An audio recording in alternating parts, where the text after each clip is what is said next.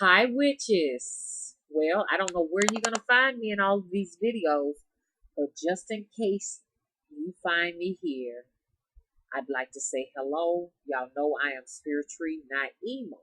And guess what? I got a virtual coven that you can come to and many extensions of other covens that you can, become a part of. Come and be a part of the family of witches, okay? Once again, I'd like to say hello to all of you newbies, and budding newbies who have decided, hey, look, you know what? I'm a witch or I am a spiritualist. And the spiritualist, there are a lot of categories when it comes to the spiritualist.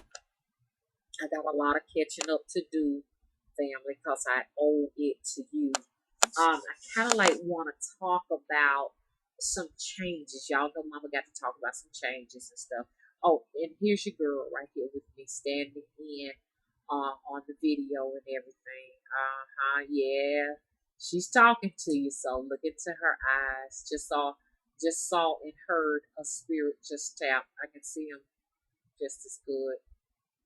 And it's funny because when I hear them or when I see them, sometimes I have a tendency to acknowledge them. My aunt is like, "Don't ever talk to them." She said, "You ever notice these people who are just like vagrants, just walking around in the streets, or people, homeless people, and they're just actually talking and holding a conversation, but you don't see anybody." It starts off this way, like you. She said, never acknowledge them. Don't make it a habit of talking to them when you're talking to other people.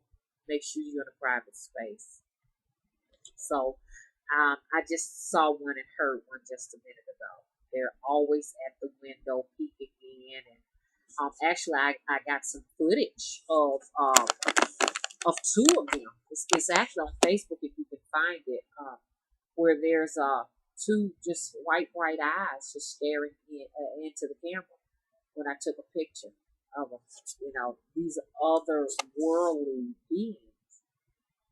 I think they're primarily shadow beings, and their bodies are so dark and some so transparent until the only thing that actually shows are their eyes, but it takes light from a camera to pick it up. So if you would like to see it, you go down in the history and possibly you can find it. If not, I'll probably, find a way to get it on Facebook again if you'd like to see those two set of eyes. I really appreciate my spirits.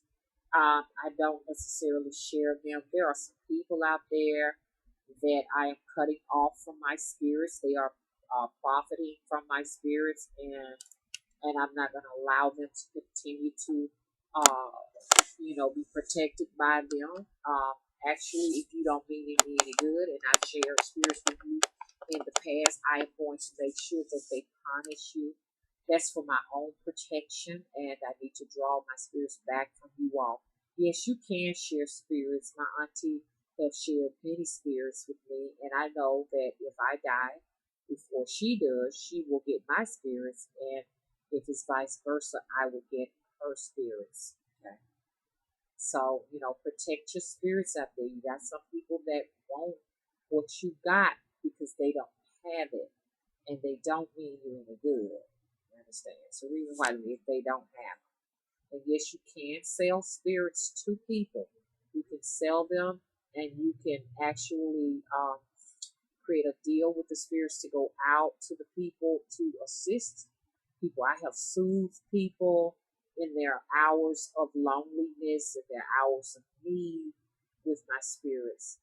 Actually, Jonathan has actually sent me some good spirits out stuff, and I'm telling you, those spirits. I mean, they gave me the heebie-jeebies because they went out. They did their work. Um, it's just sometimes it's kind of frightening. I'm not gonna lie when you got other spirits coming in, because this particular spirit that was sent to me was actually scratching on my doors and breathing on my neck and my back. But always welcome your spirits. As I sit here right now, I welcome every one of my spirits spirits, every one of my ancestors into me right now, around me, absorb me in your power right now. And I definitely talk to them because I know that there's nothing to be frightened of because they are going to protect you, heal you, and make sure you are fed when you don't have anything to eat or shelter you when you don't have a place to stay. So it is very important that you are taking care of your spirits and you are housing them, okay? I just thought about fairies for a moment. I really want to do a video about fairies because at one time, you know, the fairies came and visited me on my back deck back there, and I never will forget. One of you all said, "Give them some." They love sweet milk. I think sweet milk or honey. It's something cream. They love cream, and I did it, and they actually drank it. Um, some people may be like, "No, Mama, that was a cat or something like that." No, we're talking about a deck that have no stairs that stands 2 stories high. Okay, so I know for sure it was them that drank it. Okay, so check it out on eBay. They have like little fairy houses and stuff like that for the fairies to live in and stuff in there. If you take good care of the fairies, they will be there beside you. They can definitely assist you with a lot of different things. They're very mischievous. They can go out and confiscate hair for you. One of my known enemies, I was able to confiscate hair, and I am working on it right now. They can get hair. So you all need to, hopefully I'm talking to like-minded people. You need to make a deal with the fairies. You need to make a deal with the leprechauns. Now I just remember what I was talking about on the other video, and I forgot when I was going through that very difficult moment in my life, the depression. It was actually the leprechauns that came in to cheer me up. You know, honestly, there are some mischievous leprechauns, and I want to talk about one of my deceased friends that died that had encounters with the leprechauns. I'm going to talk about him on one of the videos too. Y'all, if I forget, just let me know. Inbox me. Say, Mama, you forgot. You said you was going to talk about, one of the leprechauns and your deceased friend, and I'll talk about it. But they were there. The leprechauns, they were there.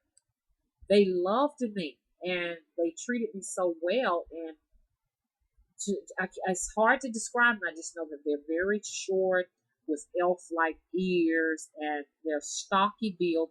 These are a real species of beings, spiritual beings. Okay, some of them can be mischievous, but I've never encountered a mischievous one. But my deceased friend did. He was a master psychic, and I miss him very much. He was the only person in the whole wide world, you understand what I'm saying, that I really felt a true connection with. I felt more of a true connection with him than I did, honestly, anybody, even family members. You understand? So when he died, he took a part of me with him. But he is regularly in the spiritual realm with me, and I always ask to travel to see him. But he just ain't in a good place. And y'all, I want to talk and do a video on him. I can call his name because he's deceased. Because he always come to me in February. That's the month he died. And he'll come in the form of a bird, tap on the window or whatever. And I know it's him. But his name was Clay. And I want to talk about Clay in the astral realm. And it'll probably help some of you all to kind of, it'll probably give you an idea of kind of like how it is for the deceased, because they have their own world that they live in, coinciding with ours. Okay, so I think I'm gonna end this video here, take a little break, and come back. You understand? With a fresh mind and give you more. Okay. Don't forget to subscribe and come out to the Coven on Facebook.